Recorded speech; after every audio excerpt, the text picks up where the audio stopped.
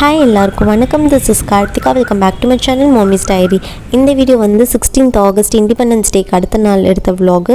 அன்றைக்கி வந்து நவிலனுக்கு வந்து வேக்சினேஷன் டே. இந்த வேக்சின் பார்த்திங்கன்னா 1 year வேக்சின். இவனுக்கு வந்து 1 month எக்ஸ்ட்ரா ஆகிடுச்சு. நடுவில் கோல்ட் காஃப்னு இருந்ததுனால வேக்சின் போடாமல் இருந்தது. நடுவில் வந்து 2 வாட்டி அப்பாயின்மெண்ட் ஃபிக்ஸ் பண்ணி அதுக்கப்புறம் கேன்சல் பண்ணுற மாதிரி ஆயிடுச்சு. நடுவில் கொஞ்சம் வேலை வந்ததுனால தான் 1 month டிலேக்கு அப்புறம் இன்றைக்கி தான் வந்து அவனுக்கு 1 year வேக்சினே போட போகிறோம். நாங்கள் ஒரு 1/2 hour லேட்டாக போயிட்டோம். அதனால் டாக்டர் பார்க்குறதுக்கு வந்து அப்பாயின்மெண்ட் வந்து டிலே ஆகி ஒரு 11:30க்கு தான் டாக்டர் பார்த்தோம். வேக்சின் போடும்போது 12:15 ஆகிடுச்சு. கரெக்டாக இருந்தது. அந்த 15 minutes வந்து வீட்டுக்கு போயிடலாம். கரெக்டாக 12:30க்குலாம் மகிழனை பிக் பண்ணுற மாதிரி வந்துட்டோம். இந்த வேக்சின் போடுற கேப்பில் இவனோட சேட்டை தாங்க முடியல. ஒரு இடத்துல நிற்க மாட்டான். அங்கே இங்கேன்னு போயிட்டு விளையாடிட்டே இருந்தான்.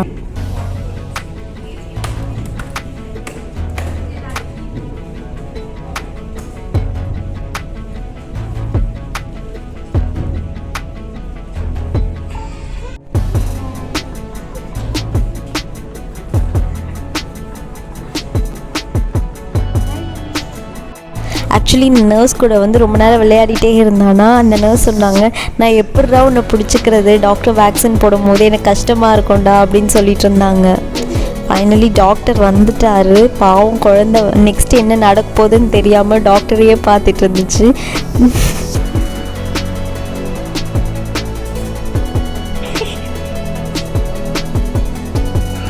ஃபைனலி வேக்சின் போட்டுட்டாங்க. ஆக்சுவலி இந்த வேக்சின் வந்து அவ்வளோ பெயின்ஃபுல்லாலாம் இருந்த மாதிரி தெரியல. ஒரு 2-3 minutes அழுதுருப்பான், அவ்வளோதான். அதுக்கப்புறம் பெருசாக அழவும் இல்லை. வீட்டுக்கு வந்ததுக்கப்புறம் ஃபீவர் அந்த மாதிரி எதுவுமே இல்லை. வேக்சின் போட்ட உடனே டக்குன்னு கிளம்பிட்டோம். எப்போவுமே வந்து ஒரு 10 minutes வந்து ஹாஸ்பிட்டலே உட்காந்துட்டு அதுக்கப்புறம் தான் வருவோம். ஏன்னா இன்றைக்கி வந்து மகிழனை வந்து பிக் பண்ணோம் ஸ்கூலில் இருந்து. அதனால் சீக்கிரமாக கிளம்பிட்டோம். அவனும் பெருசாக அழுகவும் இல்லை. ஸ்கூல்லேருந்து கூட்டிகிட்டு வந்ததுக்கப்புறமா லஞ்ச் பார்த்திங்கன்னா தோசை தான் ஊற்றி கொடுத்தேன். ஏன்னா நாங்கள் வரும்போதே 12:30 ஆகிடுச்சு. அதனால சாப்பாடு செய்கிறதுக்கு டைம் இல்லை. அதனால் என்ன பண்ணேன்னா அவங்கள தோசை ஊற்றி கொடுத்து சாப்பிட்டதுக்கப்புறம் தூங்க வச்சுட்டேன். அதுக்கப்புறம் ஈவினிங் எழுந்ததுக்கப்புறமா சாப்பாடு ஊட்டி விட்டேன். சாப்பாடு செஞ்சு வச்சு சாப்பாடு ஊட்டி விட்டுட்டு அதுக்கப்புறமா பார்க் கூட்டிகிட்டு போனேன். டெய்லி பார்க் கூப்பிட்டு போகணுன்னு தான் ட்ரை பண்ணிகிட்ருக்கோம். பட் ஆனால் அவங்களுக்கு ஆஃபீஸ் இருக்கும் போது என்னால் வந்து 2 பேருமே கூப்பிட்டு போக முடியாது. யாராச்சும் ஒருத்தவங்களை சம்டைம்ஸ் கூட்டிகிட்டு போவோம், ஒருத்தவங்க வந்து அவங்க அப்பா வச்சுட்டு இருப்பார். 2 பேரையும் கூட்டிகிட்டு போனோன்னா 2 பேரும் நாங்கள் போனால் மட்டும்தான் கூட்டிகிட்டு போக முடியும். நவிக்கு வந்து ரொம்பவே ஜாலியாக இருந்தான். அவன் நல்லாவே விளையாடினான். மகிழும் வந்து ஃபர்ஸ்ட்லாம் வந்து ரொம்ப சேட்டை பண்ணுற மாதிரி இருந்துச்சு. இப்போது ஒரு அளவுக்கு பரவாயில்லன்னு தோணுது. பார்க் கூட்டு போனால் முன்னாடிலாம் பார்க் கூட்டு போனால் என்னால் சமாளிக்கவே முடியாது. இப்போ வந்து விளையாட ஆரம்பிக்கிறான்.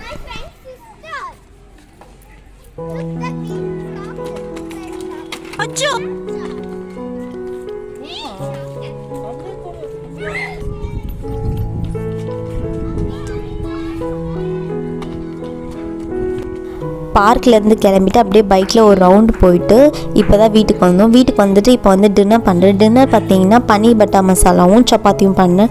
இதுக்கு வந்து 2 வெங்காயம் 2 தக்காளி நல்லா சாப் பண்ணிவிட்டு, இன்றைக்கி வந்து என்கிட்ட ஃப்ரெஷ் க்ரீம் இல்லை. ஃப்ரெஷ் க்ரீம் இல்லாமலும் வந்து பன்னீர் பட்டர் மசாலா நல்லா க்ரீமியாக பண்ணலாம். அது எப்படி பண்ணுறதுன்னு பார்க்கலாம். அதுக்கு வந்து ஒரு பேன் வச்சுட்டு அது நல்லா ஹீட் ஆனதுக்கப்புறமா கடலெண்ணெய் ஊற்றிக்கோங்க 2 tablespoon. அது ஊற்றிட்டு நல்லா ஹீட் ஆனதுக்கப்புறமா வெங்காயம் தக்காளி இஞ்சி பூண்டு இது எல்லாத்தையுமே போட்டு நல்லா சாட்டே பண்ணிக்கோங்க.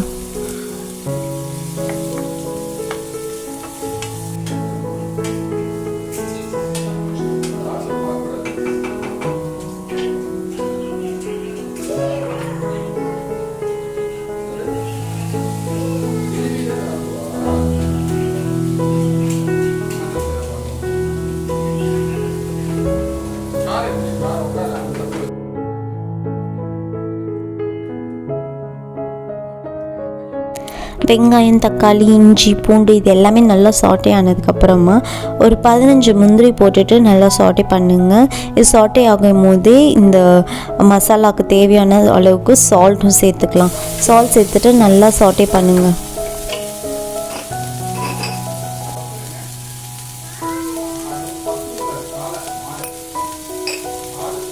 இது நல்லா சாட்டே ஆனதுக்கப்புறமா ஸ்டவ் ஆஃப் பண்ணிவிட்டு இதை ஆற வச்சிடலாம். சைடில் வந்து நம்ம பன்னீரையும் வந்து கட் பண்ணி எடுத்துக்கலாம். நான் வந்து இன்றைக்கி வந்து சின்ன சின்ன க்யூப்ஸாக கட் பண்ணி எடுத்துக்கிறேன்.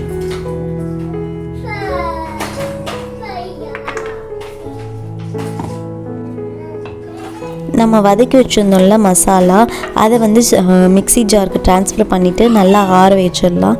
ஆறினதுக்கப்புறமா வந்து நம்ம கிரேவி பண்ண ஸ்டார்ட் பண்ணலாம். அதுக்கு முன்னாடி வந்து இந்த பன்னீரை வந்து நம்ம வந்து ஃப்ரை பண்ணி சேர்த்தோம்னா கொஞ்சம் நல்லாயிருக்கும் டேஸ்ட்டு. அதுக்கு வந்து ஒரு பேன் வச்சுட்டு அதில் ஒரு சின்ன க்யூப் பட்டர் போட்டுட்டு இந்த கட் பண்ணி வச்சுருந்த பன்னீரை சேர்த்து நல்லா வந்து ஃப்ரை பண்ணி எடுத்துக்க போகிறேன். ரொம்ப டார்க் கோல்டன் ப்ரௌன்லாம் ஆக வேணாம், லைட்டாக இந்த அளவுக்கு ஆனதுக்கப்புறமா வந்து நம்ம வந்து வேறு பிளேட்டுக்கு ட்ரான்ஸ்ஃபர் பண்ணிடலாம். இதுக்குள்ளேயே வச்சுருந்தோம்னா வந்து தீஞ்சிடுற மாதிரி ஆகிடும் அந்த ஹீட்டுக்கு.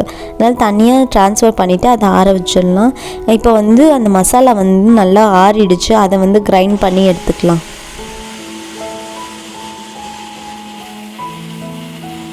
இப்போ மசாலாவும் அரைச்சி ரெடியாக இருக்குது. இப்போ அதே பேன் வச்சுட்டு நல்லா ஹீட் ஆனதுக்கப்புறமா அதில் ஒரு சின்ன க்யூப் பட்டர் போட்டுட்டு நல்லா மெல்ட் ஆனதுக்கப்புறமா 2 டீஸ்பூன் வந்து காஷ்மீரி மிளகாத்தூள் சேர்த்துட்டு நல்லா மிக்ஸ் பண்ணி விடுங்க. நல்லா மிக்ஸ் ஆனதுக்கப்புறமா நம்ம அரைச்சி வச்சுருந்தோம்ல மசாலா, அதை சேர்த்துட்டு அதோட பச்சை வாசனை போகிற வரைக்கும் நல்லா சாட்டே பண்ணுங்கள்.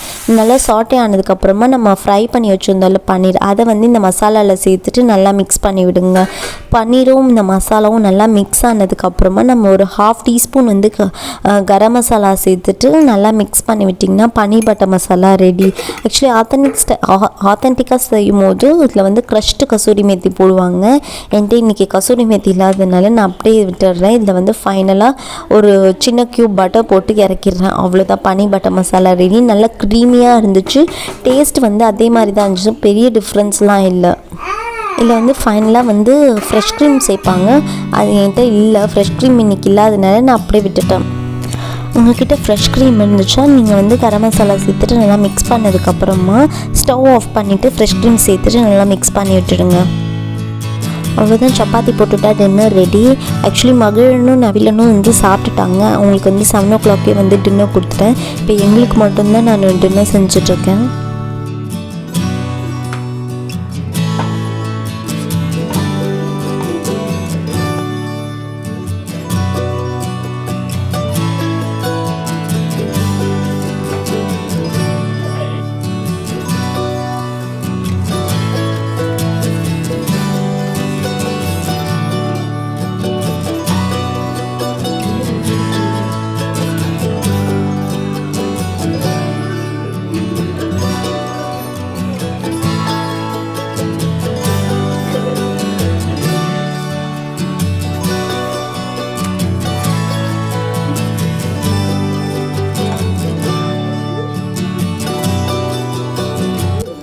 டின்னர் சர்வ் பண்ணிடலாம். சப்பாத்தி பன்னீர் பட்டர் மசாலா சூப்பராக இருந்துச்சு. கண்டிப்பாக ட்ரை பண்ணி பாருங்கள்.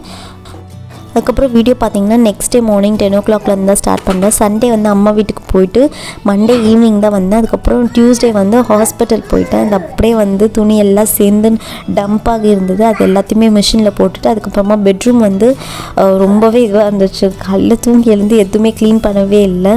அது எல்லாத்தையுமே க்ளீன் பண்ணணும். அது எல்லாத்தையுமே க்ளீன் பண்ணிவிட்டு கிச்சனில் வந்து பிரேக்ஃபாஸ்ட் பண்ணிவிட்டு அப்படியே போட்டுட்டு வந்துட்டேன்.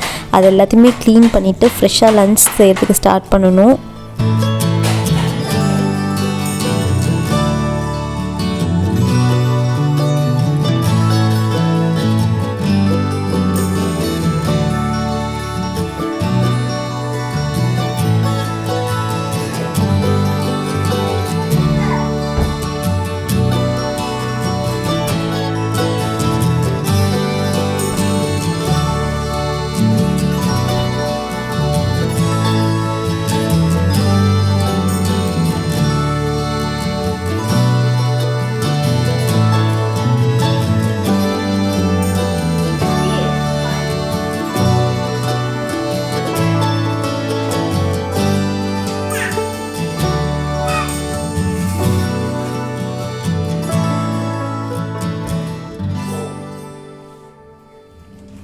பெட்ரூம்லாம் க்ளீன் பண்ணிட்டேன். இப்போ வந்து கிச்சன் வந்து பார்த்திங்களே தெரியும், கவுண்டர் டாப் ஃபுல்லாக வந்து வெசல்ஸாக இருக்கும்.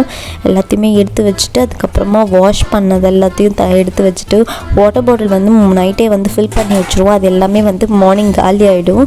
இப்போ வந்து திருப்பியும் வந்து ஃபில் பண்ணி வச்சுட்டு அதுக்கப்புறமா கவுண்டர் டாப்பில் இருக்கிறது எல்லாத்தையுமே எடுத்துகிட்டு க்ளீன் பண்ணிவிட்டு அதுக்கப்புறம் தான் லன்ச் செய்ய போகிறேன்.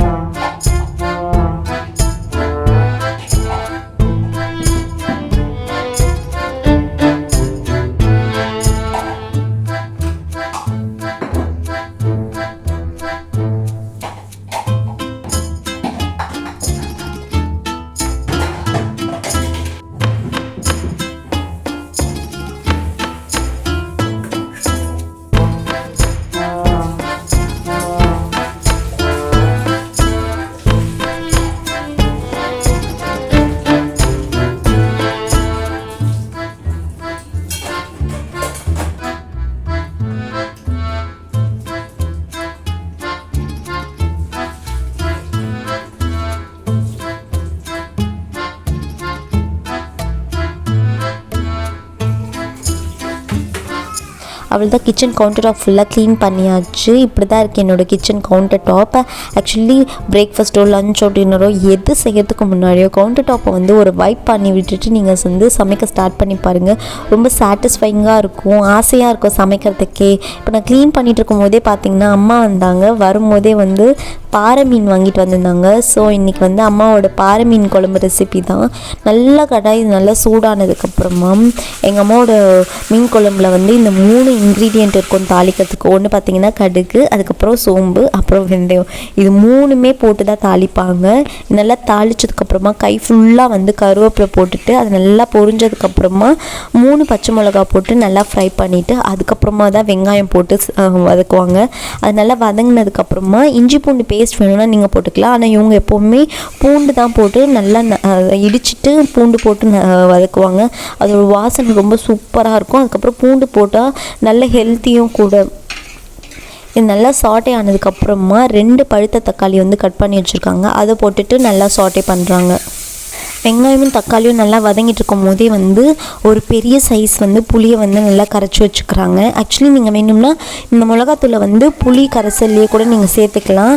எங்கள் அம்மா முன்னாடிலாம் அப்படி தான் செய்வாங்க. இப்போ தான் வந்து இந்த வெங்காயம் தக்காளிலேயே வந்து மிளகாத்தூள் போட்டு சாட்டே பண்ணிக்கிறாங்க.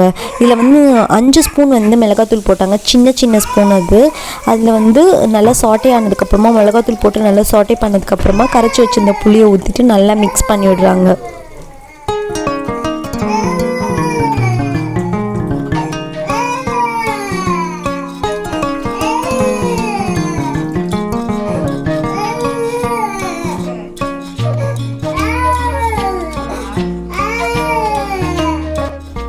அது கூட வந்து ஒரு 1/2 டீஸ்பூன் வந்து வெறும் மிளகாத்தூள் போட்டுட்டு நல்லா மிக்ஸ் பண்ணி விட்டுட்டு தேவையான அளவுக்கு உப்பும் சேர்த்துட்டு நல்லா மிக்ஸ் பண்ணி விடுறாங்க.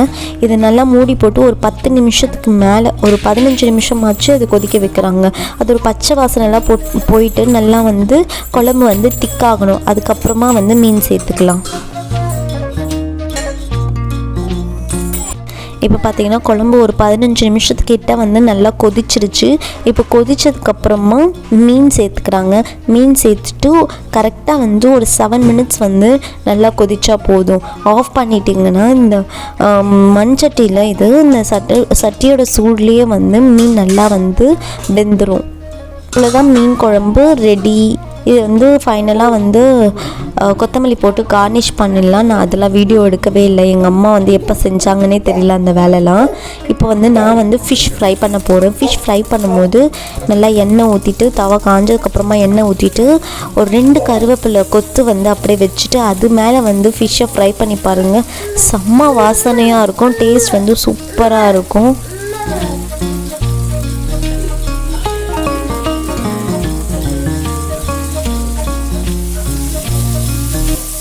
அவ்வளோதான். இப்போ வந்து ஃபிஷ் ஃப்ரையும் ரெடி ஆகிடுச்சு. இப்போ வந்து சாப்பாடு வந்து நம்ம சர்வ் பண்ணிடலாம். இன்றைக்கி வந்து சூப்பர் சாப்பாடு. நான் எக்ஸ்பெக்டே பண்ணல எங்கள் அம்மா வருவாங்கன்ட்டு. வரும்போது மீன் வாங்கிட்டு வருவாங்கன்ட்டு நான் சுத்தமாக எக்ஸ்பெக்ட் பண்ணவே இல்லை. இல்லைனா நான் சாம்பார் தான் செஞ்சு சாப்பிட்ருப்பேன். இன்றைக்கி பார்த்திங்கன்னா சுட சுட சாதம், ஃபிஷ் ஃப்ரை, ஃபிஷ் குழம்பு, சூப்பர் லஞ்சு சாப்பிட்டுட்டு நான் போய்ட்டு நல்லா தூங்க போகிறேன்.